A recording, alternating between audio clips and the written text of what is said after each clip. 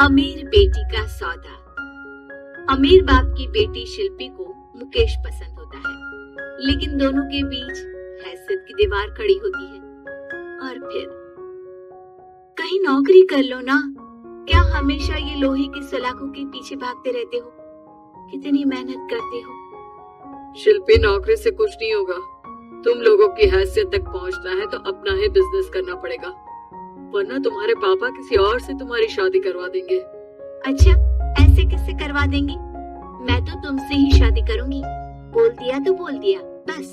मुकेश उस बेचारी को समझाता भी तो क्या। दुनिया के रीति रिवाजों से काफी दूर थी शिल्पी। भले ही बड़े बाप की बेटी, लेकिन सादगी इतनी कि क्या कहना। बेटा शिल्पी, कल तुमको देखने लड़के वाले आने वाले हैं, तैयार रहना। मैंने तुम्हारी माँ को समझा दिया है। घर के सारे नौकर चाकर को वो समझा देंगे कि स्वागत कैसे करना है। कैसी बात कर रहे हैं पापा? मैं तो मुकेश से प्यार करती हूँ, उसी से शादी करूंगी। मैंने आपको बताया था ना। मुकेश किसका बेटा है? वो स्टील किंग सिंघानिया का या वो जो बड़े ज्वेलरी वाले हैं मेहता, उनका? नहीं पापा, वो अपना ही काम करता है, लेकिन एस्टैब्लिश नहीं है अभी। पापा, वो आपके पास तब आएगा जब कुछ बन जाएगा। आप प्लीज थोड़ा सा वक्त दे दीजिए। पिता को शिल्पी की बात पर गुस्सा आ जाता है। वो उससे कुछ नहीं कहते और शिल्पी की माँ के पास जाते हैं। ये संस्कार देकर बड़ा किया तुमने शिल्पी को, और कैसे मैं किसी भिखारी के साथ उसकी शादी कर दूं? कौन है ये मुकेश? मैं जानती हूँ, बड़ा ही होनहार लड़का है।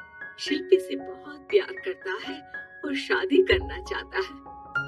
अरे ऐसे कैसे मैं किसी से भी अपनी बेटी की शादी कर दूं? कोई भी उठकर आए और कहे कि मैं शादी करना चाहता हूँ तो मैं शादी कर दूं?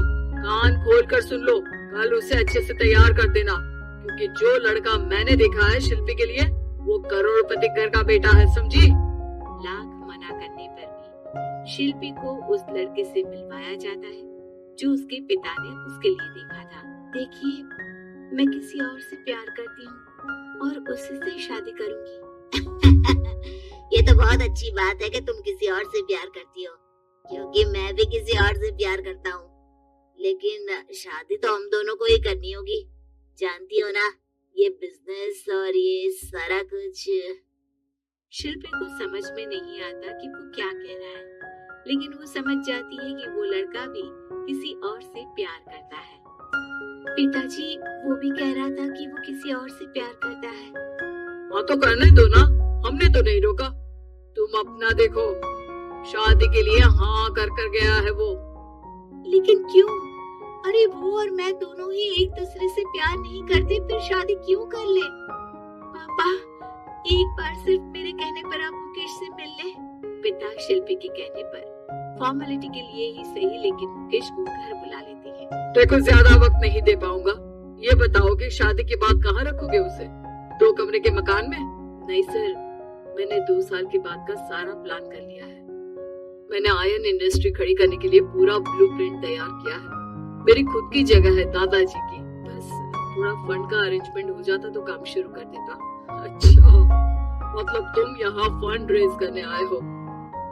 मुकेश समझ जाता है कि उसके पिता शिल्पी की शादी उससे कराने के मूड में नहीं है। फंड आप कभी दे भी नहीं पाएंगे मुझे तो सिर्फ शिल्पी चाहिए। मैं उसके बिना नहीं रह सकता सर। मैं उसे बहुत खुश रखूंगा। वो तो हर पति का धर्म होता है। वो तो मैं किसी से भी उसकी शादी करा दूं, वो उसे खुशी रखेगा। लेकिन देखो, मैं ज्यादा बात को घुमाना नहीं चाहता। वो बड़े घर की लड़की है, उसे काम काज की आदत नहीं। अभी वो समझ नहीं रही, लेकिन तुम तो समझो, मैं किसी भी हालत में शिल्पी की शादी तुमसे नहीं करवा सकता। मुकेश पिता से लाख मन्नतें करता है, लेकिन वो नहीं मानती। शिल्पी की शादी उस अमीर लड़के से हो जाती है। शादी के बाद क्या हम लोग मेरी माँ के घर चले? मुझे उन लोगों की बहुत याद आ रही है। हाँ, जाओ जाओ। वैसे भी आज मैं अपनी गर्लफ्रेंड के साथ मसूरी जा रहा हूँ, तुम जा सकती हो। कैसी बात कर रहे हैं? अब हम लोगों की शादी हो गई है, आप कैसे किसी और लड़की के साथ जा सकते हैं? अरे मैंने तो तुम्हें शादी के पहले ही बता दिया था कि मेरी कुछ गर्लफ्रेंड्स हैं। अब प्लीज ये टिपिकल बीवी वाला रोना धोना शुरू मत कर देना। शिल्पी पिता के घर जाती है और माता पिता को सारी बात बता देती है। इतना गंदा इंसान निकलेगा, मैंने तो सोचा ही नहीं था। अरे क्यों कराई मेरी फूल जैसी बेटी की शादी ऐसे घर में। और तो क्या हो गया, शुरू शुरू में हर घर में ऐसा होता है, धीरे धीरे ठीक हो जाएगा। और वैसे भी उन लोगों के साथ हम लोगों की एक बड़ी डील फाइनल हुई है, समझी। उन लोगों से रिश्ता बना कर रखो, तभी पैसों की बारिश होगी। पापा, अब समझ में आया कि आपने मेरे साथ ऐसा क्यों किया।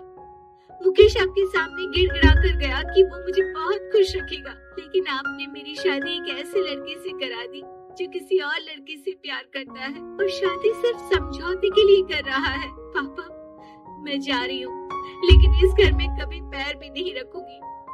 आपने मुझे सामान की तरह इस्तेमाल किया।